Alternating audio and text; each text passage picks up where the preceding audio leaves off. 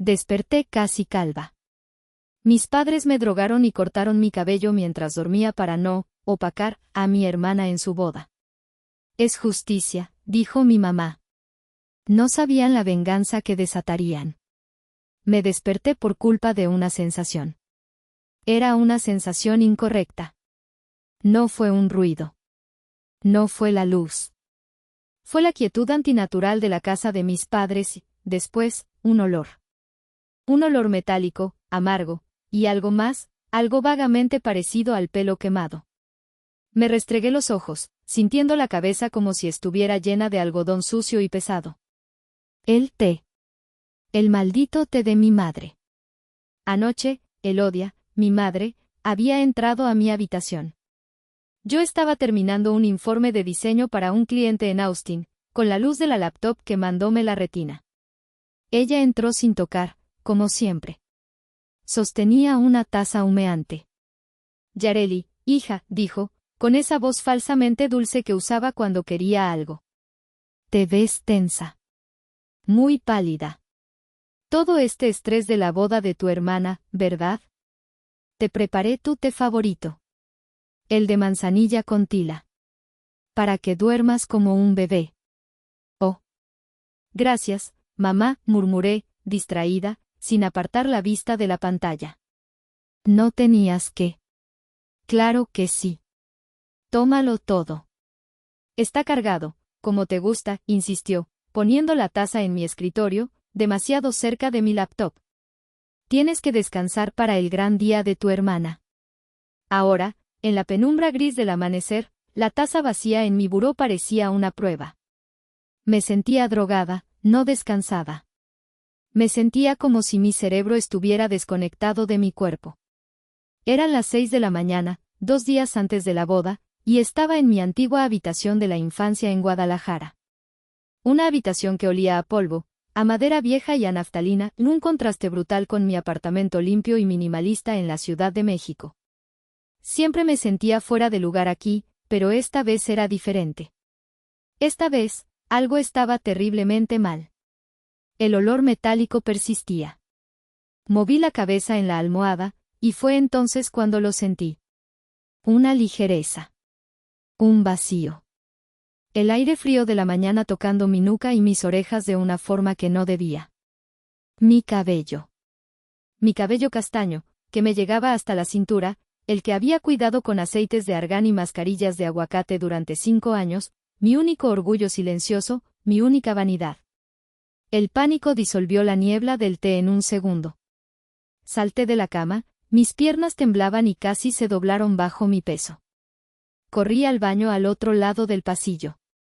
La luz del amanecer era débil, grisácea, pero fue más que suficiente. El reflejo que me devolvió el espejo no era yo. Grité, o creo que grité, pero no salió ningún sonido. Era una desconocida. Una víctima. Alguien que había sido atacado. Mi cabello había desaparecido. En su lugar, había mechones irregulares, trasquilones viciosos que dejaban parches de mi cuero cabelludo rosado y expuesto. Parecía que un animal rabioso me lo había arrancado. Me llevé una mano temblorosa a la nuca, estaba casi rapada, la piel irritada. Caí de rodillas sobre la alfombra de baño descolorida. ¿Un ladrón?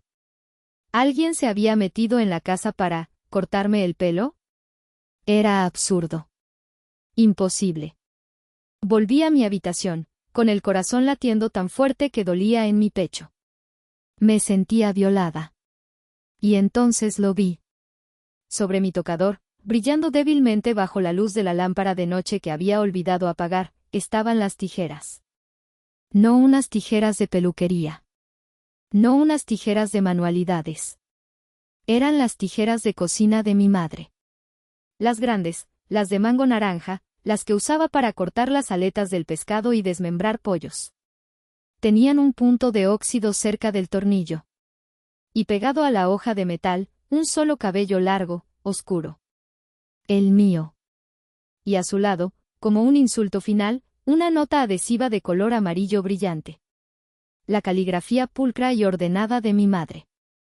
Hija, decía. Con el pelo así te ves más madura. No seas egoísta. Hoy es el día de Briseida. Madura.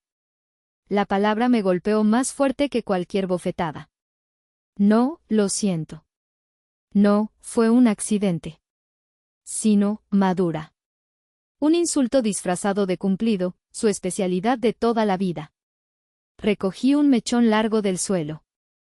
Todavía estaba sedoso. Era como sostener una parte muerta de mí misma. Me habían drogado y me habían mutilado mientras dormía. Y no había sido un extraño. Me tomó 20 minutos encontrar la fuerza para moverme. Cada respiración era superficial, dolorosa. El shock se estaba enfriando, dando paso a una rabia helada que comenzaba en la boca de mi estómago. Me lavé la cara, sin atreverme a mirar el espejo de nuevo. Me puse la primera ropa que encontré, unos pants viejos y una sudadera. Sostuve la nota amarilla en mi mano, arrugándola en mi puño. Bajé las escaleras. El sonido de mis propios pasos en la madera me parecía ensordecedor en el silencio de la casa. Desde abajo llegaba el olor del desayuno. Olor a café de olla con canela y a chilaquiles friéndose. En cualquier otro día, ese olor habría sido reconfortante, el aroma de mi infancia. Hoy, olía a hipocresía, a una normalidad tan falsa que me daba náuseas. Entré en la cocina. La escena era de una domesticidad insultante. Mi padre, Isidro, estaba sentado a la cabecera de la mesa, escondido detrás de las páginas de deportes del periódico. El chasquido del papel al darle la vuelta era el único sonido que hacía. Mi madre, Elodia, estaba de espaldas a mí, frente a la estufa, moviendo la salsa en una cacerola de barro. Llevaba su delantal favorito, el de flores bordadas, y tarareaba una vieja canción de Juan Gabriel. Buenos días, dije. Mi voz sonó rasposa, rota. El tarareo de mi madre se detuvo. Mi padre no bajó el periódico. Buenos días, Yareli, dijo mi madre, sin voltearse. Qué bueno que despiertas. Los chilaquiles ya casi están. Sírvele café a tu padre. Me quedé parada en el umbral. No, dije. Isidro bajó el periódico. Lentamente. Sus ojos me recorrieron de arriba a abajo, deteniéndose en mi cabeza rapada y trasquilada. No hubo sorpresa. No hubo horror. No hubo preocupación. Solo una lenta inclinación de cabeza, un gesto de sombría aprobación. Masticó su bocado de comida lentamente. Ah, qué bien, dijo, después de tragar. Ya era hora. Las mujeres que tienen éxito muy rápido se olvidan de su lugar. Te ves más humilde así. Más apropiada. Volvió a su periódico. ¿Humilde? La palabra me golpeó como una bofetada física. Él, que no entendía mi trabajo, que pensaba que diseño UI/UX era un pasatiempo glorificado, ahora me llamaba exitosa, solo para poder rebajarme. Elodia finalmente se dio la vuelta. Tenía una cuchara de madera en la mano. Me miró, y en sus ojos vi lo que temía, satisfacción. Una sonrisa tensa y satisfecha tiraba de la comisura de sus labios. Siéntate, Yareli, ordenó, señalando la silla con la cuchara. Te serví un plato. El café está caliente. Avancé un paso hacia la cocina. La nota amarilla seguía arrugada en mi mano. Tú hiciste esto, dije, mi voz temblando a pesar de mis esfuerzos por mantenerme firme. Sostuve el mechón de pelo que había traído conmigo. Elodia suspiró, como si yo fuera una niña pequeña haciendo un berrinche. Dejó la cuchara de madera en la barra con un golpe seco. Se cruzó de brazos. Hice lo que tenía que hacer. ¿Creías que no me daba cuenta? ¿Darte cuenta de qué? De ti. Su voz subió, siseando. De ese vestido azul marino de seda que escondiste en tu maleta. De cómo has estado presumiendo de tus contratos internacionales, y tu vida en la capital. Crees que eres mejor que nosotros, ¿verdad? Crees que eres mejor que tu hermana. Eso no es cierto, grité, mi voz finalmente rompiéndose. Yo solo quería verme bien para opacarla, chilló, su rostro contorsionado por una rabia que no había visto antes. Para robarle el día. Llegar aquí con tu dinero y tu cabello de actriz de telenovela. Tu hermana merece brillar. Ella no ha tenido tu suerte. La ironía me quemó la garganta. ¿Suerte? Yo trabajaba 80 horas a la semana, lidiando con clientes en 3 zonas horarias diferentes. Briseida, mi hermana mayor, no había trabajado un solo día después de la universidad, viviendo de la tarjeta de crédito de mis padres. Mamá, dije, mi voz bajando a un susurro roto, me drogaste. Me cortaste el pelo mientras dormía. Eso es un crimen. Lo que es un crimen, dijo ella, acercándose a mí, su dedo índice picoteando el aire, es tu falta de respeto. Tu egoísmo. Lo normal es que una hermana menor respete a la mayor. Lo normal es que una hija honre a su familia. Lo que tú intentabas hacer, ponerte por encima de Brisea, eso es el problema. Lo que yo hice, dijo, su rostro a centímetros del mío, sus ojos oscuros llenos de una convicción aterradora, fue simplemente justicia. Es justicia divina. Justicia. Mi padre gruñó desde la mesa. Ya, Elodia, déjala. Que desayune. Tiene que ensayar el discurso. Me miraron, los dos, esperando que me sentara a comer mis chilaquiles como si nada.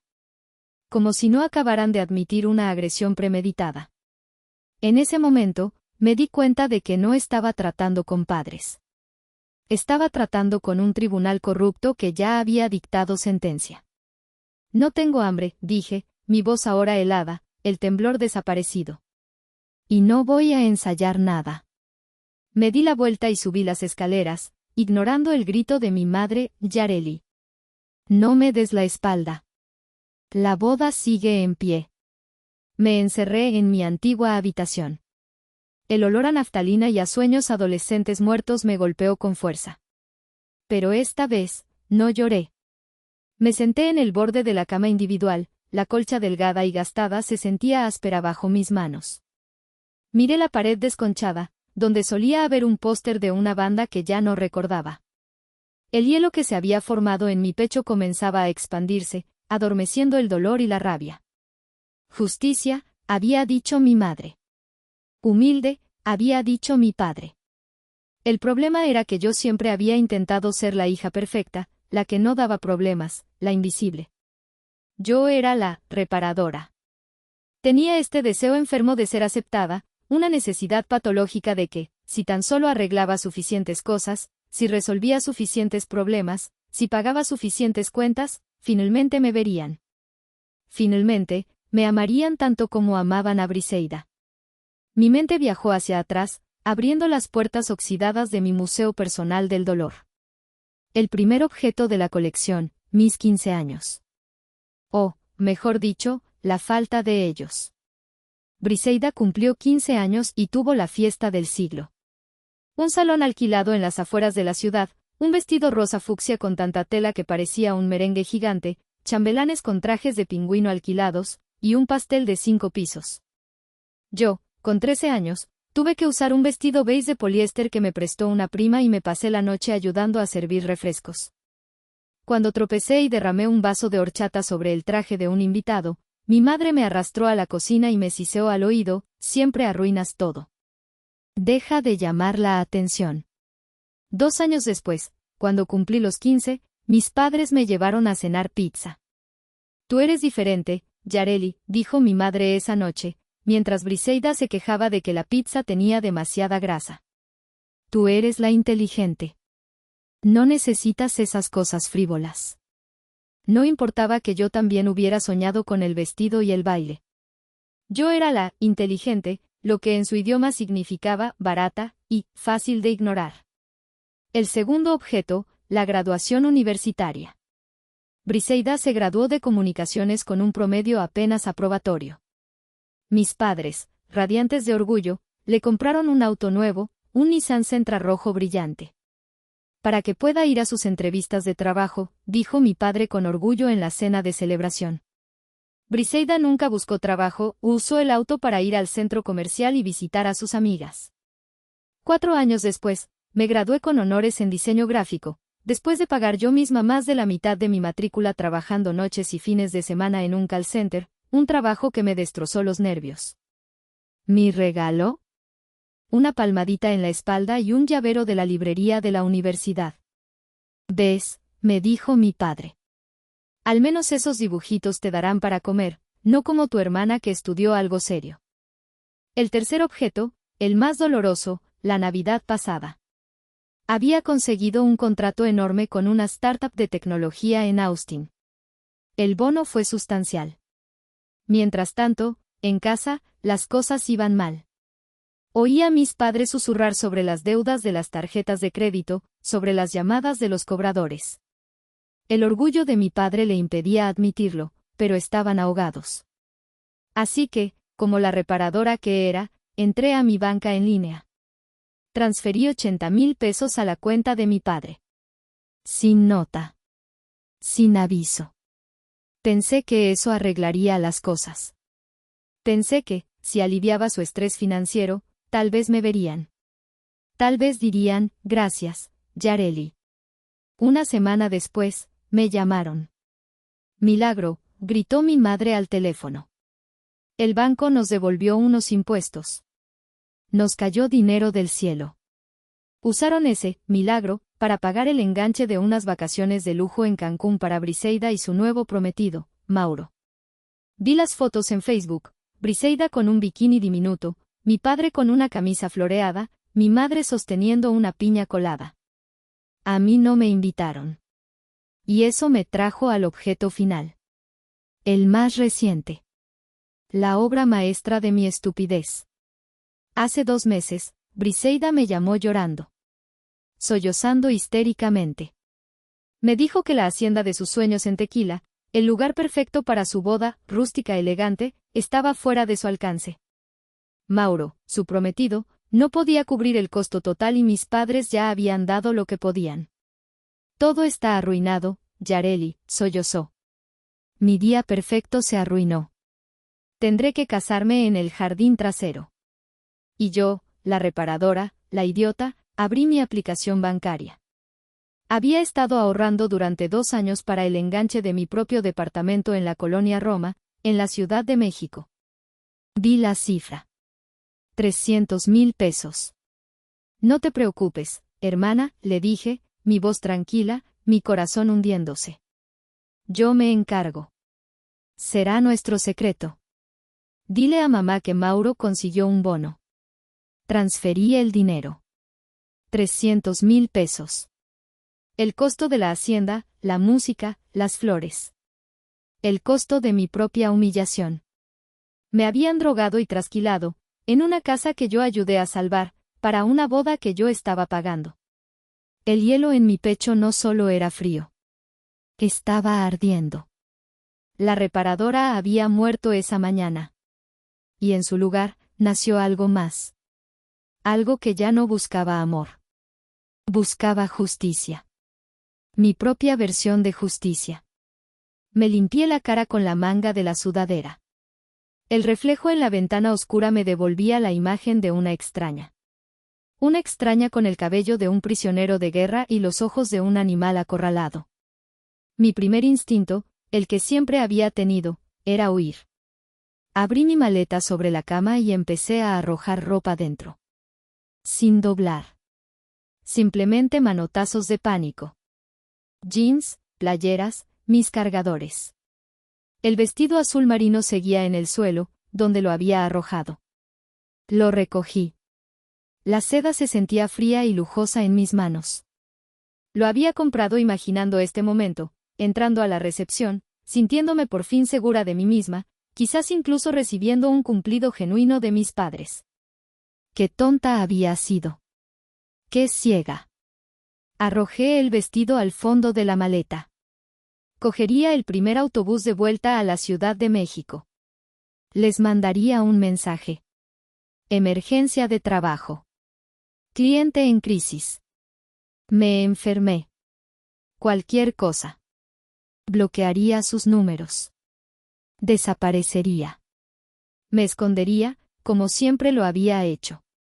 Mi teléfono vibró en el buró. Lo agarré con manos temblorosas. Solo había una persona en el mundo que entendería esto. Marqué el número de Paloma. Mi mejor amiga desde la universidad. Ella era mi opuesto polar. Ruidosa, intrépida, con un detector de estupideces infalible y una lealtad que daba miedo. Paloma era todo lo que yo no era. Contestó al segundo timbrazo, su voz alegre y cantarina. Yare. Mi futura dama de honor. ¿Lista para el ensayo de hoy? ¿Qué te vas a poner? Por el amor de Dios, dime que no vas a dejar que tu madre te vista con uno de sus manteles. Mi voz se rompió.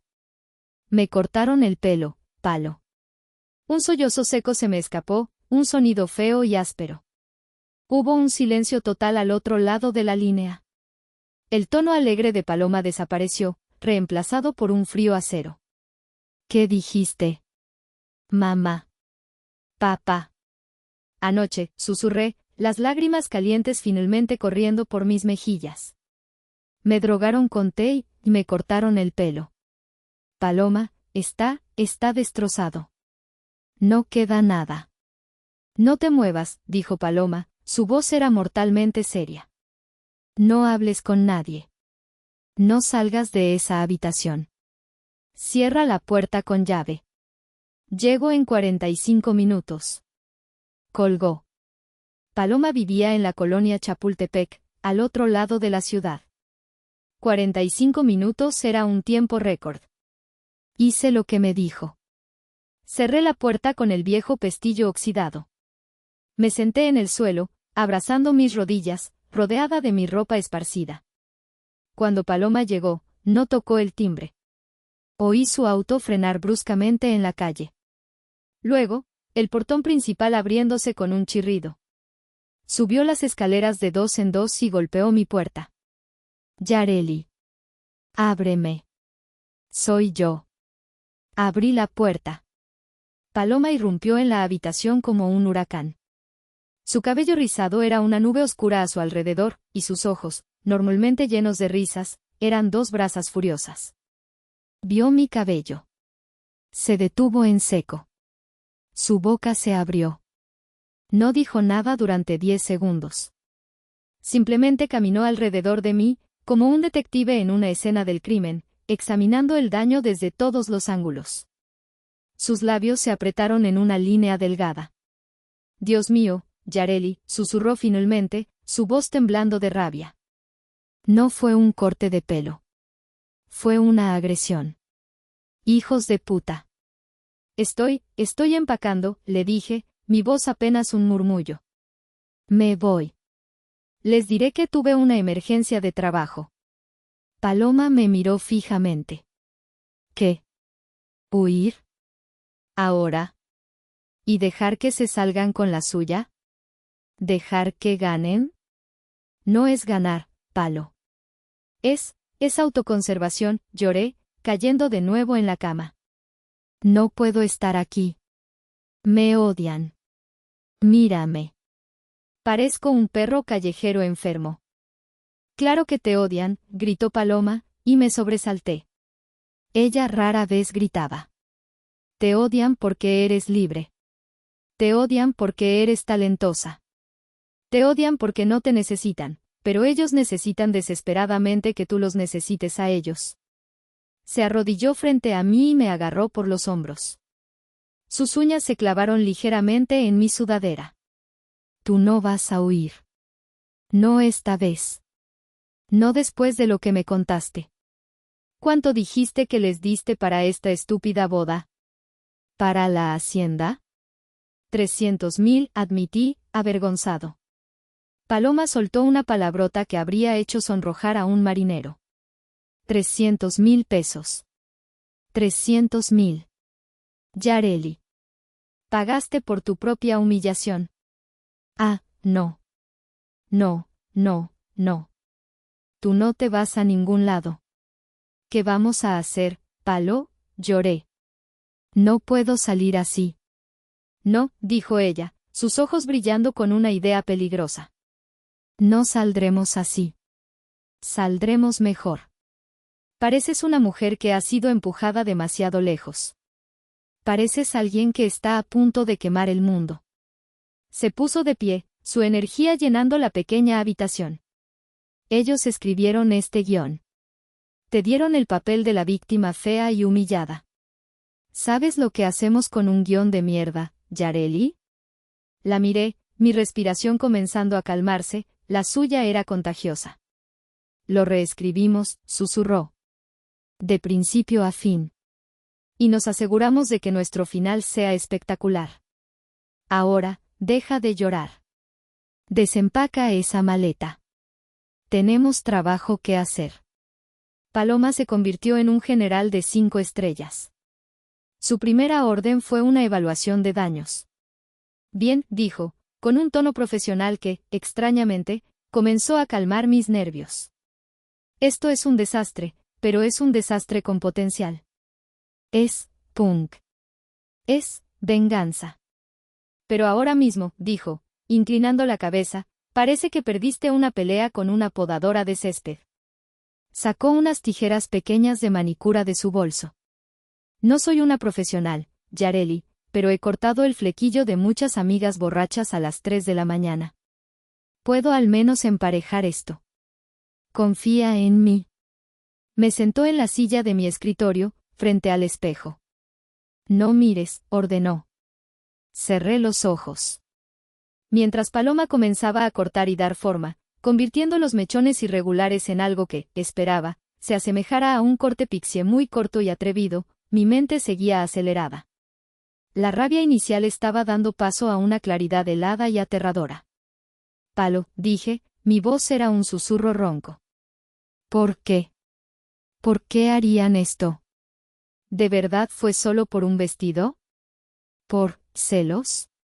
No lo sé, Yare, dijo Paloma, concentrada, el snip-snip de las tijeritas sonando cerca de mi oreja. La gente como tus padres, no operan con lógica. Operan con miedo. Miedo a perder el control. Miedo a que seas mejor que ellos. Pero Briseida, susurré. Ella no es así. Es vanidosa y egoísta, pero no es malvada. Paloma se detuvo. No estés tan segura, amiga. Espera, dije, mis ojos abriéndose de golpe. Espera un segundo. Creo que tengo algo. ¿Un peine? Ya estoy usando uno. No. Algo peor. Algo que prueba que no estoy loca. O que al menos, no estoy tan loca.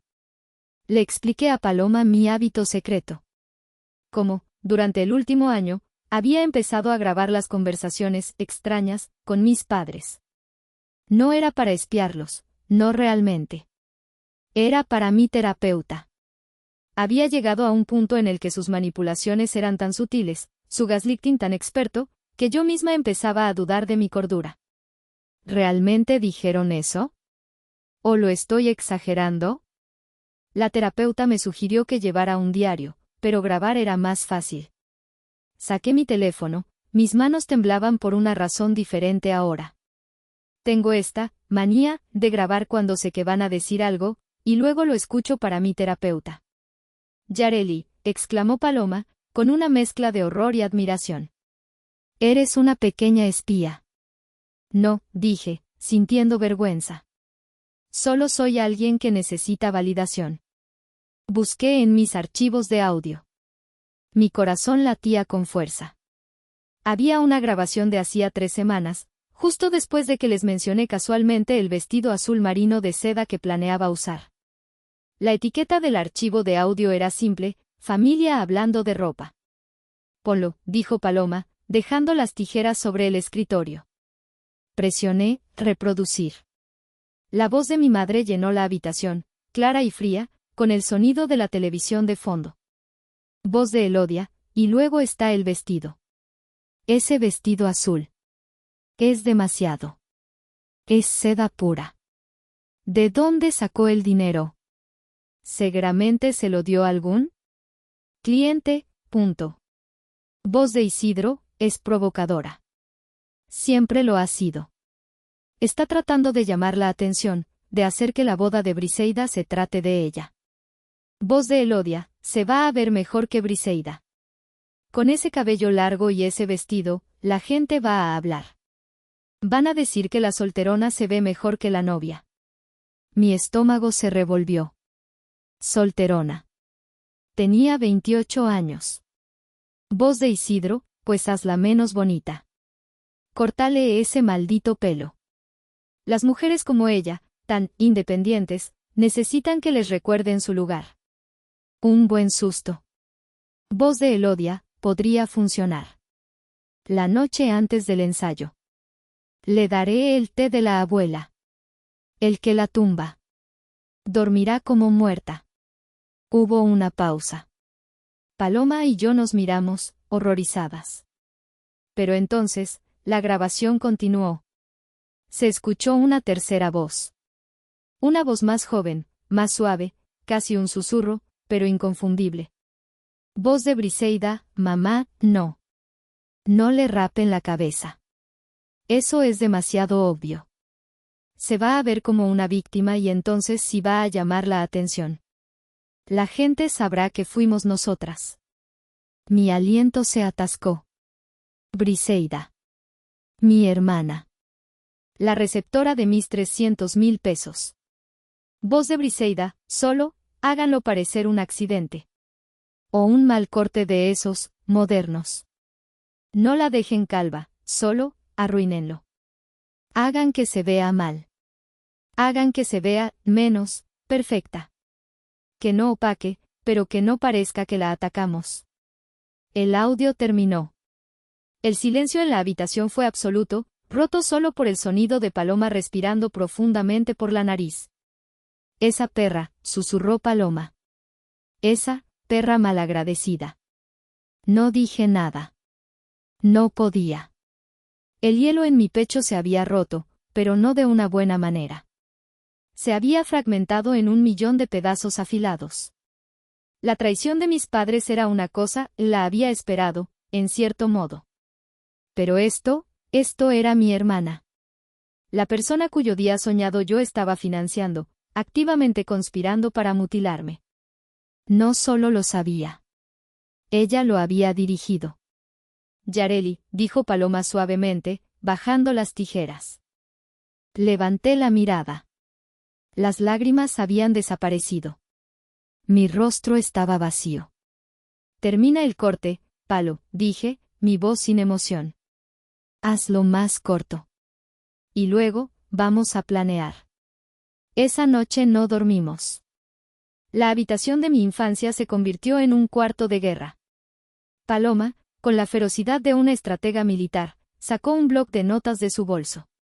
El té de manzanilla fue reemplazado por 2 tazas de café negro, cargado, que Paloma preparó en la cocina mientras mis padres veían la televisión en la sala, ajenos a la tormenta que se estaba gestando arriba. Muy bien, Yareli, dijo, su voz profesional. Operación, novia cadáver, está oficialmente en marcha. Tenemos 2 objetivos, 1, la supervivencia estética. 2, la aniquilación social. Pero la aniquilación debe ser elegante. Debe ser quirúrgica. El primer paso era mi apariencia. El corte pixie que Paloma había hecho era valiente, pero desigual, lo más importante, seguía siendo de mi color castaño natural. Necesitamos munición, dijo. ¿Munición? Tinte para el cabello. ¿Qué tan, punk, estás dispuesta a ir, Yareli? Porque no vamos a esconder esto. Vamos a presumirlo. 1 hora después, estábamos de vuelta de la farmacia 24 horas que estaba a 10 cuadras. Nos escabullimos por la puerta trasera. Paloma había comprado 2 cajas de decolorante y una de tinte rubio platino, del tipo que te quema el cuero cabelludo. Si vamos a hacer esto, dijo mientras mezclaba los químicos en el baño, con las ventanas abiertas para que el olor a amoníaco no nos delatara, vamos a hacerlo intencionalmente. No vas a parecer una víctima. Vas a parecer una amenaza. 3 horas de ardor, picazón y olor a químicos después, me miré en el espejo. La mujer que me devolvía la mirada era aterradora. El cabello corto, casi blanco, hacía que mis ojos oscuros parecieran enormes y mi mandíbula afilada. Ya no era la dulce Yareli. Era alguien nueva. Alguien que no conocía. El dolor es bueno, me dije a mí misma, tocando mi cuero cabelludo sensible. Me recuerda que estoy despierta. Perfecto, ronroneó Paloma. Ahora, el vestuario. ¿El vestido azul? Comencé. Olvida el vestido azul, me interrumpió. El vestido azul es para la Yareli que quería su aprobación. La nueva Yareli necesita poder. Necesita armadura. Paloma hizo una llamada. Hablaba en voz baja y rápida con alguien en su teléfono. Marisol, reina, escúchame. Es una emergencia de moda nivel 5. Estoy en Guadalajara. Sí. ¿Todavía tienes ese traje pantalón blanco marfil de diseñador que te probaste y nunca compraste? El que te hacía ver como la jefa de la mafia. Sí, ese. Lo necesito. Ahora. Estaremos en tu boutique a las 7 de la mañana. No acepto un no por respuesta. Te debo una cena cara en la panga. Colgó.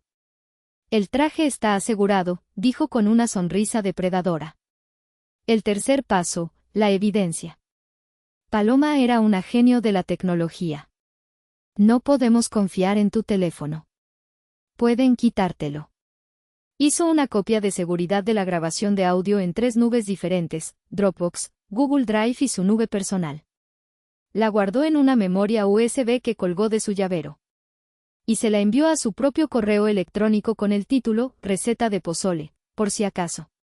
Luego, sacó un pequeño pero potente altavoz Bluetooth de su bolso. Este pequeñín tiene agallas, dijo, dándole una palmadita. Para el gran final. El cuarto y último paso, la logística financiera. Aquí fue donde entré yo. Mi transformación externa estaba completa, ahora venía la interna. Abrí mi laptop. El corazón me latía con fuerza, pero mis manos estaban firmes. Busqué el correo electrónico de la hacienda en Tequila. La gerente, la señora Díaz, había sido encantadora conmigo cuando hice los arreglos. Marqué el número de la oficina. Eran las 11 de la noche, pero sabía que estaría allí, preparando el evento del día siguiente. Hacienda La Agave, buenas noches, contestó su voz profesional. Buenas noches, señora Díaz, dije, mi voz sonando profesional y tranquila, una voz que ni yo misma reconocí. Habla Yareli. Soy la titular de la cuenta principal para el evento de Briseida. Sí, exacto. Señorita Yareli, qué gusto saludarla. ¿Todo en orden para el ensayo de mañana? Casi todo en orden, dije, mirando mi reflejo platino en la pantalla oscura de la laptop. Solo necesito confirmar algunos detalles. El contrato está a mi nombre, Yareli, ¿correcto? Y yo soy la única autorizada para hacer cambios. Excelente. Verá, ha habido un pequeño cambio en la lista de invitados. Necesito que su equipo de seguridad esté muy atento. ¿Un cambio? ¿Alguien que no deba entrar? Al contrario, dije. Necesito que estén preparados para sacar a algunos invitados. En caso de que se pongan hostiles. Hubo una pausa. Pude oír a la señora Díaz procesando la locura de la petición. Señorita Yareli, dijo finalmente, su voz cuidadosa. Esa es una petición muy inusual. Son los padres de la novia. Señora Díaz, dije, mi voz bajando un tono, volviéndose a cero. Yo soy la persona que firmó el cheque de 300,000 pesos por esta fiesta. El contrato está a mi nombre. ¿Mi autoridad es suficiente, o necesita que le mande el comprobante de la transferencia ahora mismo? Otro silencio. Más corto esta vez. Entendido, señorita. Yareli, dijo, su voz ahora toda profesionalidad. Pude oírla teclear.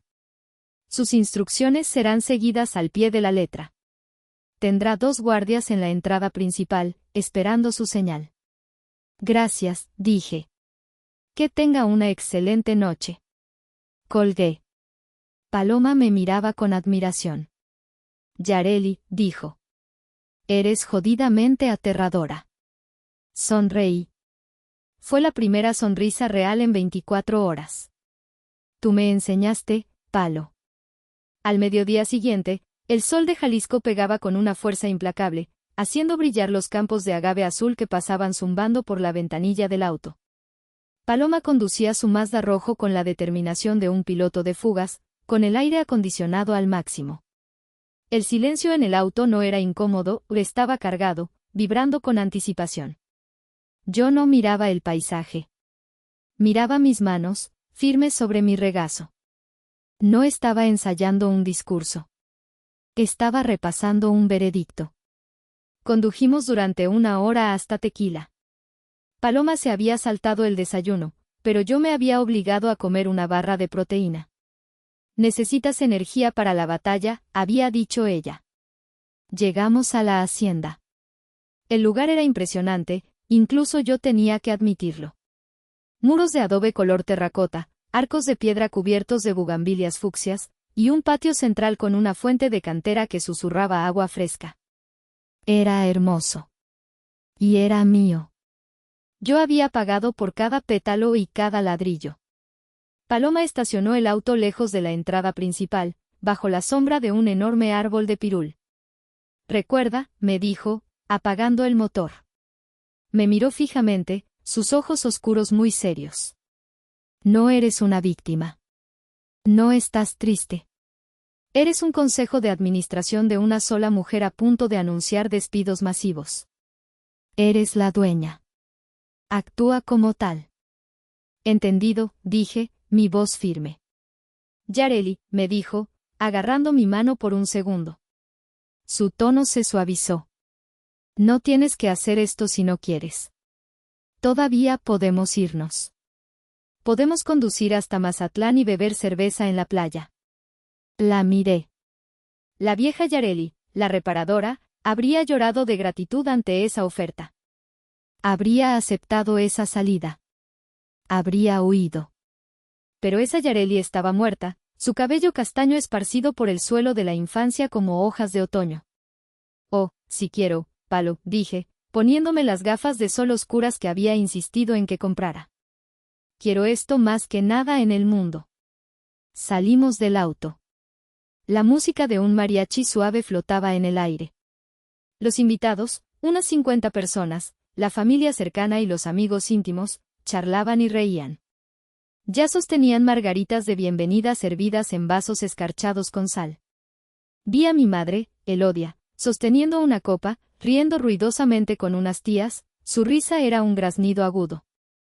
Mi padre, Isidro, estaba junto al novio, Mauro, dándole palmadas en la espalda, seguramente contándole una historia aburrida de sus días de gloria. Y allí, en el centro de todo, como una reina solitaria, estaba Briseida. Llevaba un vestido blanco de encaje, demasiado formal para un ensayo, y sostenía la corte, quejándose del calor y abanicándose con la mano. Paloma y yo entramos al patio. El efecto fue instantáneo. Fue como si alguien hubiera presionado el botón de silencio. La música del mariachi no se detuvo, pero las conversaciones sí. El murmullo de la fiesta se apagó como si alguien hubiera bajado el volumen, ola por ola. 50 cabezas se giraron hacia nosotras al unísono. Sentí sus ojos recorrer mi cabello platino. Mi traje pantalón blanco marfil. Mis tacones de aguja negros, que hacían un sonido agudo y decidido sobre la piedra del patio. Clic, clic. Clic. No era la Yareli que esperaban. No era la sobrina callada, la hija invisible, la hermana menor desaliñada que llegaba tarde y pedía disculpas. Vi la copa de margarita resbalar de la mano de mi madre.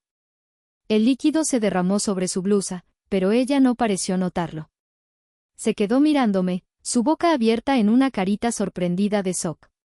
Mi padre dejó de sonreír. Su rostro se oscureció con confusión, y luego, con una ira profunda. Pero la mejor reacción, la más reveladora, fue la de Briseida. Su sonrisa de novia se congeló y luego se derritió en una mueca de incredulidad y furia. La vi caminar con zancadas rápidas hacia Elodia, siseando, y aunque no pude oírla desde el otro lado del patio, sus labios formaron palabras que reconocí: te dije que no la raparas. Mira lo que hiciste. Ahora parece modelo de revista. ¿Lo hiciste a propósito para humillarme a mí? Su vanidad era tan profunda, tan predecible. Ni siquiera se le ocurrió que yo estaba allí para algo más que para lucir un nuevo corte de pelo. Pensaba que esto era otro intento de opacarla. Me quité las gafas de sol lentamente. Recorrí el patio con la mirada, haciendo contacto visual con cada tía y tío que alguna vez me había ignorado. Vi a los 2 guardias de seguridad cerca del arco de entrada. Eran altos y llevaban trajes discretos. Me vieron. Asintieron discretamente. Yo asentí de vuelta. Ignorando a mi familia por completo, caminé directamente hacia la barra. Paloma me seguía como una sombra. Un agua mineral con gas, por favor. Con mucho hielo y una rodaja de limón, le dije al barman. Y un tequila derecho para mi amiga. El barman, un profesional, no pestañeó. Enseguida, señorita. La primera parte del plan estaba completa. Estaba dentro. Y ahora, tenía su atención. Toda su atención. El ambiente en la hacienda se había vuelto irrespirable. La tensión era tan espesa que se podía cortar con un cuchillo.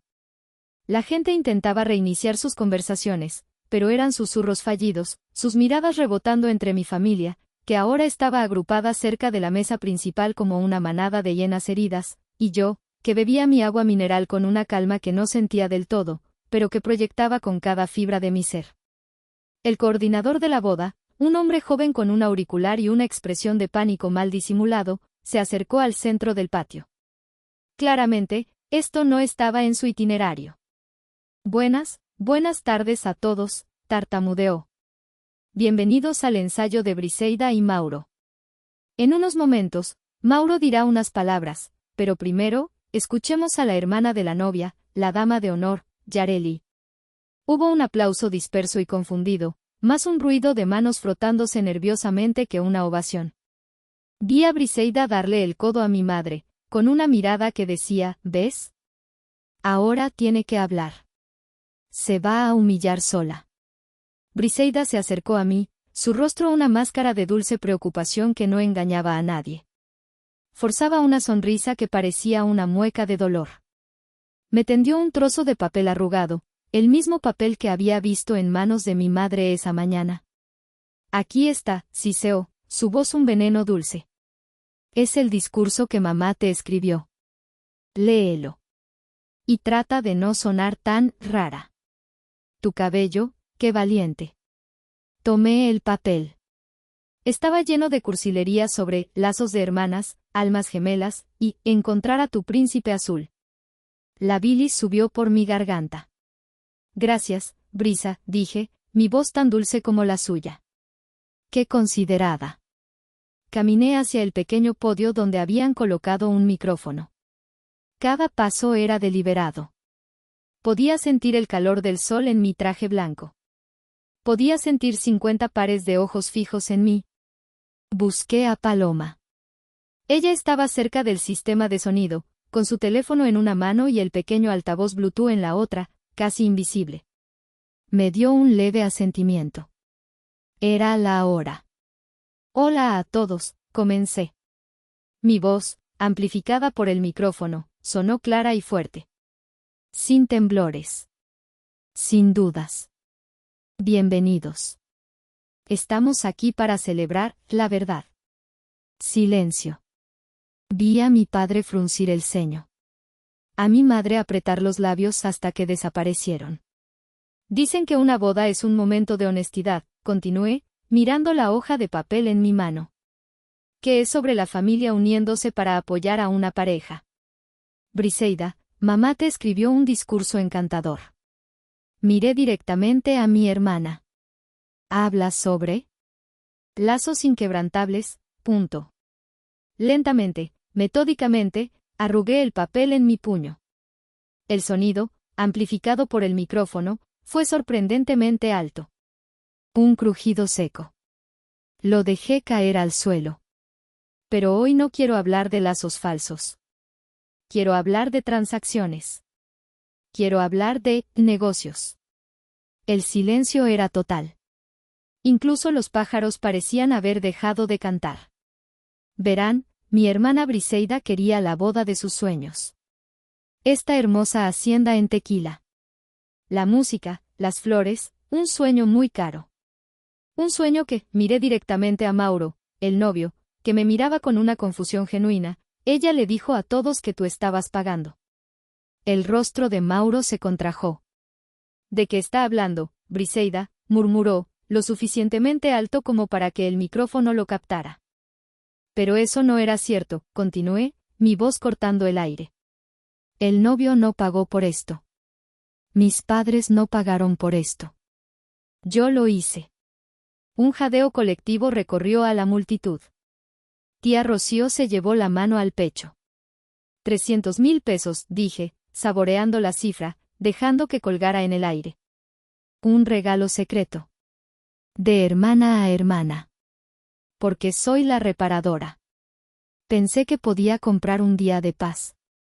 Pensé que podía pagar por la felicidad de mi familia. Miré a Briseida, cuyo rostro se había puesto pálido como el nácar. Su boca se abría y cerraba, pero no salían palabras. Pagué por esta hacienda, Brisa. Pagué por cada flor, cada margarita, cada nota de guitarra que están escuchando. Pagué por tu silencio, y por el mío. Y a cambio, mi voz bajó, volviéndose peligrosa, mi familia me dio un regalo a mí también. Un regalo de justicia. Un recordatorio de mi lugar, punto. Me quité las gafas de sol. Mis ojos, desnudos, se encontraron con los de mi madre. Me dieron este corte de pelo. Me drogaron mientras dormía y usaron tijeras de cocina para atacarme. Los jadeos se convirtieron en gritos ahogados. Yareli, rugió mi padre, Isidro, poniéndose de pie de un salto, su silla cayendo hacia atrás con estrépito. Cierra la boca. Es una desvergonzonada. Seguridad. Oh, no se preocupe, papá, dije calmadamente al micrófono. No tienen que creer mi palabra. He pagado 300.000 pesos por este micrófono. Voy a usarlo. Y tengo una grabación. Fue entonces cuando Paloma subió el volumen. El altavoz Bluetooth, pequeño pero poderoso, cobró vida. Y la voz de mi madre, fría y calculadora, llenó cada rincón de la hacienda. Se va a ver mejor que Briseida. Luego mi padre, córtale ese maldito pelo. Y finalmente, el golpe de gracia. La voz suave y conspiradora de mi hermana, mamá, no lo hagas demasiado obvio, solo, arruínenlo. El audio terminó. Mauro, el novio, miraba a Briseida con una expresión de absoluto horror y repulsión.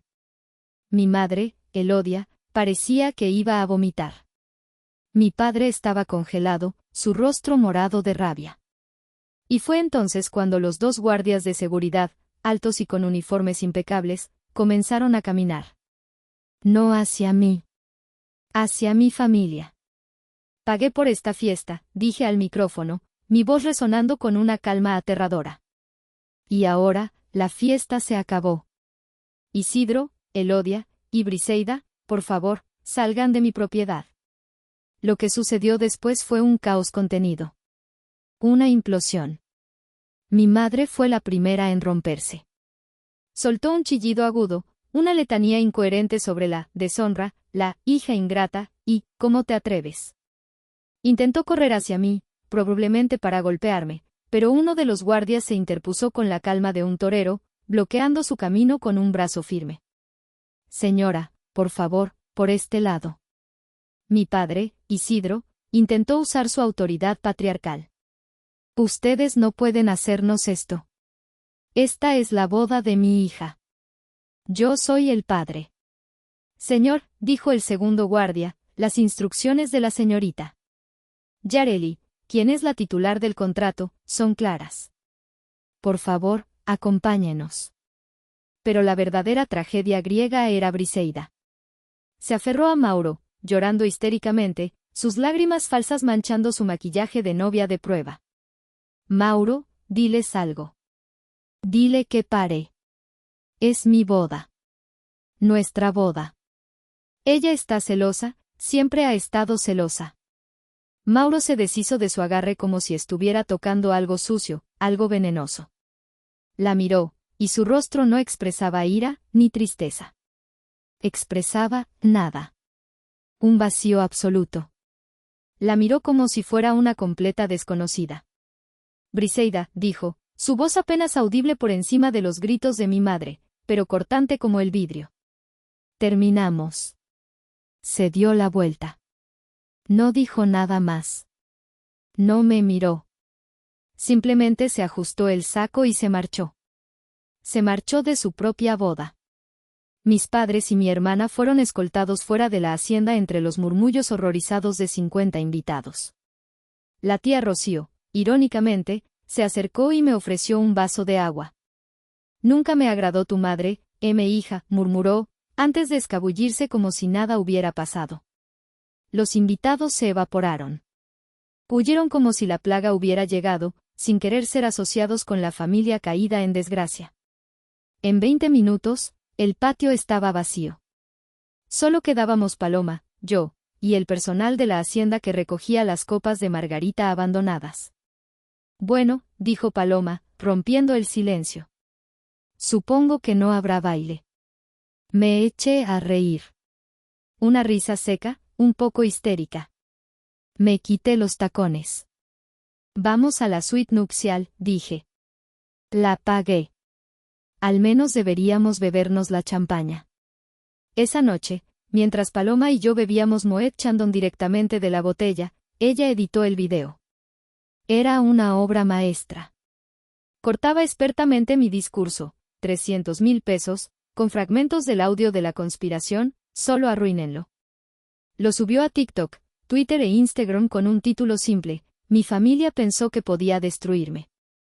En lugar de eso, les devolví el recibo. Almohadilla justicia para Yareli, almohadilla boda del infierno, almohadilla tequila. Nos fuimos a dormir. Cuando desperté a la mañana siguiente en esa cama nupcial ridículamente grande, mi teléfono había explotado. Literalmente. Se había sobrecalentado y apagado por la cantidad de notificaciones. Cuando finalmente logré encenderlo, tenía 99 más mensajes en cada plataforma. El video tenía millones de vistas. Hermana rapada, la boda cancelada de Tequila, venganza con audio, estaban en todas las tendencias de México. Mi historia se convirtió en un fenómeno. Mi bandeja de entrada se llenó de mujeres de todo el país, de Latinoamérica, enviándome mensajes, gracias. Yo también soy la Yareli de mi familia. Tu valor me ha dado fuerza. Eres mi ídola. No dejes que nadie te diga lo contrario. Pero la verdadera consecuencia, la verdadera victoria, llegó una semana después. Recibí un correo electrónico. No era de un fan, ni de un troll que me llamaba malagradecida. El remitente era de un tal Ramiro Vargas, CEO de Technorte Soluciones. Technorte. La empresa de tecnología más grande e innovadora de Monterrey.